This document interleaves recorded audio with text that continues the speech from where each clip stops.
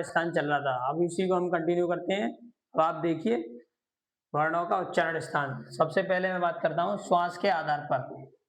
श्वास के आधार पर, श्वास के आधार पर, श्वास के आधार पर दो प्रकार के होते हैं हमारे, और कौन कौन से होते हैं? एक होते हैं हमारे अल्प प्राण, अल्प प्राण, और दूसरे होते हैं हमारे महाप्राण,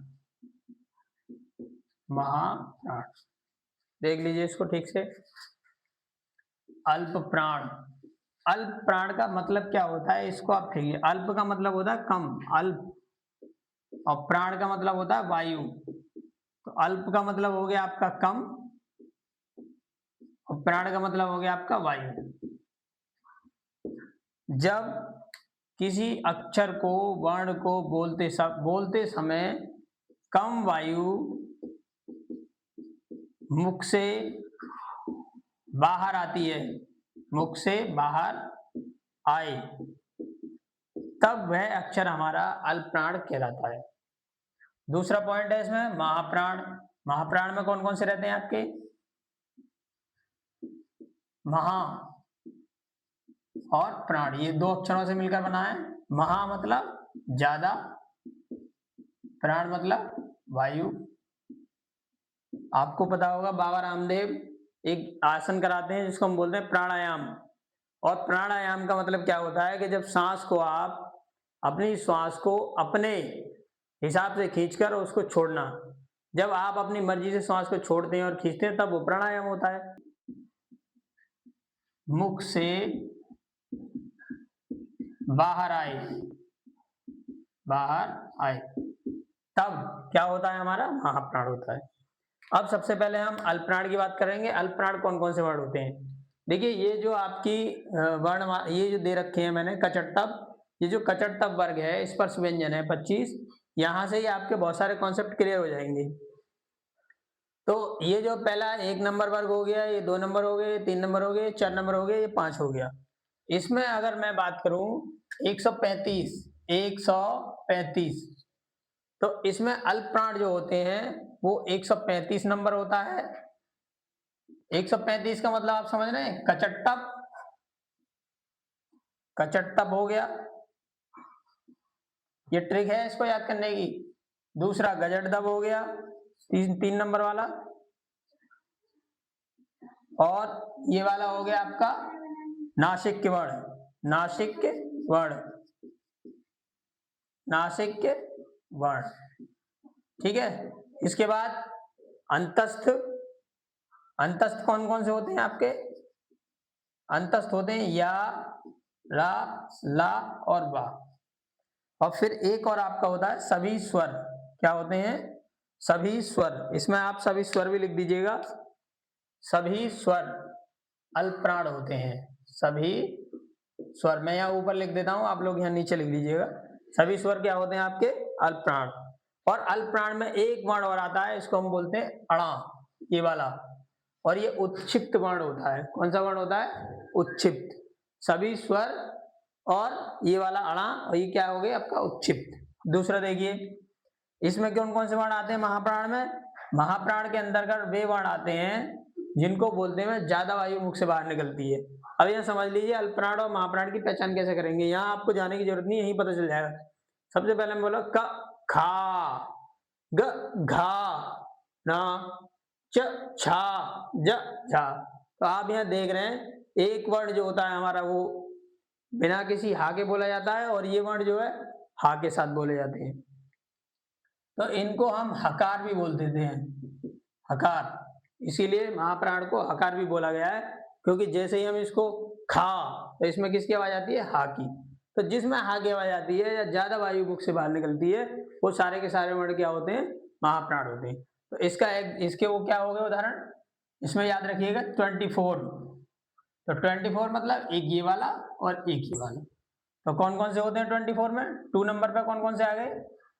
ख, छ, ठा, था और फा। तो 4 नंबर पे कौन कौन से आ गए आपके?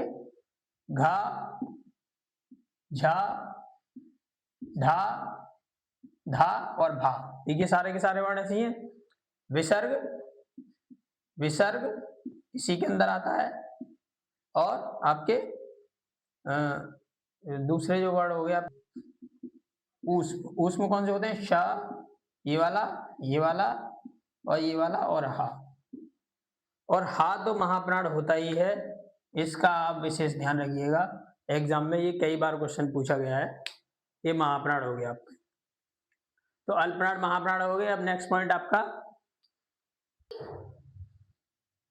अब देखिए स्वर तंत्री में कंपन के आधार पर, स्वर तंत्री में, स्वर तंत्री में कंपन के आधार पर, कंपन के आधार पर कौन कौन से वर्णों का उच्चारण होता है स्वर तंत्री में कंपन के आधार पर? देखिए,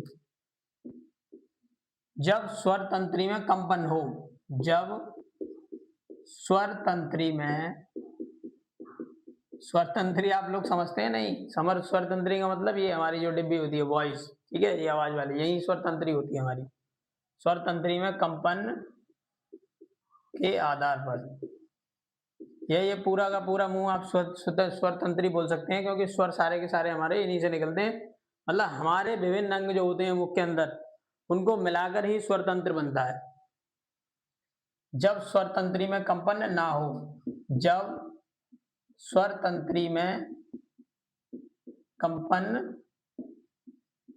कंपन ना हो, जब स्वर तंत्री में कंपन हो और जब स्वर तंत्री में कंपन ना हो, तो देखिए स्वर तंत्री में जब कंपन होता है तब इनको बोलते हैं सघोष वर्ण, सघोष वर्ण, और जब स्वर तंत्री में कंपन ना हो तब इनको बोलते हैं अघोष वर्ण, अघोष वर्ण। ये आप जो होते हैं, यहां से आप इसको देख लीजिए कि ये जो वर्ण होते हैं हमारे स्वर तंत्री में कंपन के आधार पर, इसको याद रखिएगा 345, 345, और 345 में कौन कौन से आपके आ गए? देखिए 345 में आपके जो आते हैं 3 में 3 नंबर पे आ गया 4 और 5, वहां देख लीजिए 3 4 5। एक तो ये हो गया गजड दब, गजड दब, एक हो गया आपका ये वाला 4 नंबर घा, झा, ढा, धा और ना। लास्ट वाला हो गया नासिक के, नासिक याद रखिएगा, नासिक के वर्ण हो गए ये, पंचम वर्ण बोल सकते हैं इनको, नासिक वर्ण भी बोल सकते हैं। और क्या हो सकते हैं? सभी स्वर हो गए इसमें, सभी स्वर, ये स्वर तंत्री के कंपन के आधार पर सभी स्वर हो गए आपके। और फिर आपके हो गए या, रा, ला, वा और हा, इसी के अंदर आ गया। बाकी के बच्चे बच्चे क्या होते हैं आपके? अघोष वर्ण होते हैं। बच्चे कुछ कौन कौन से हो गए? 12 ये वाले आप लिख सकते हैं आप। एक नंबर में आपका कचट तप आ गया, और 2 नंबर में आपका ये वाला आ गया ख, छ, ठ, थ, फ, ठीक है, ये अघोष वर्ण हो गए। दूसरा क्या होता है आपका? एक उच्चारण होता है लुंठित, लुंठित, लुंठित वर्ण, और एक होता है पाशर्विक वर्ण, पाशर्विक, पाशर्विक वर्ण। मतलब पाशर्विक और लुंठित ये जीव की ही आकृति होती है, पाशर्विक और लुंठित। जब जीव लुंठित होती है तब कौन सा वर्ण बोला जाता है, और जब पाशर्विक होती है तब कौन सा वर्ण? पाशर्विक में आपका आता है रा, और लुंठित में आपका, सॉरी, पाशर्विक में आता है आपका ला, और लुंठित में आता है रा, ठीक है। तो ला, रा आप देखेंगे जीव थोड़ा सा घूम जाती है इसमें, तो ये लुंठित वर्ण हो गया और ये पाशर्विक वर्ण हो गया। और मैं बाकी सारे वर्ण आपको बता दिए हैं मैंने कि किस तरीके से कौन सा वर्ण बोला जाता है। आपको पता होगी कि जो उत्क्षिप्त होते हैं वो णाड़ा हो गए, स्पर्श व्यंजन ये भी इनका उच्चारण हो गया, और मैंने आपको स्वरों का भी वर्ण बता दिया। अब आपका एक और रह गया, उसको और देख लीजिए। एक देखिए, एक पॉइंट और छूट गया था हमारा लास्ट वीडियो, मुख विवर के आधार पर कौन कौन से थे हमारे, इसको और मैं बता देता हूँ। एक तो हमारे थे जीवा, मुख विवर के आधार पर देखिए मुख द्वार, मुख विवर या मुख द्वार। तो एक तो हो गए हमारे विव्रत और एक हो गए हमारे अर्धविव्रत, अर्थविव्रत, एक हो गया हमारा संव्रत और एक हो गया हमारा अर्ध संव्रत, अर्ध संव्रत। ठीक है, तो विव्रत जो होता है वो हमारा होता है आ।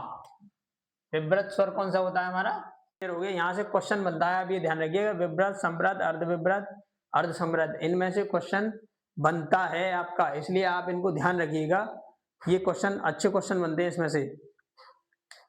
नेक्स्ट देखिए, एक पॉइंट और लिख लीजिएगा हिंदी वर्णमाला का, ध्वनि के मूल तत्व।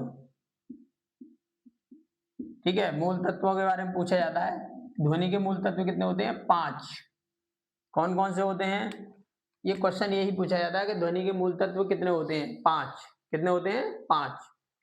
और 5 में कौन कौन से होते हैं, स्पष्टता,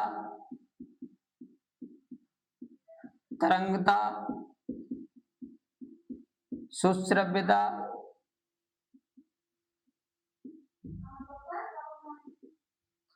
और स्पष्टता, तरंगता, सुश्रव्यता और सार्थकता।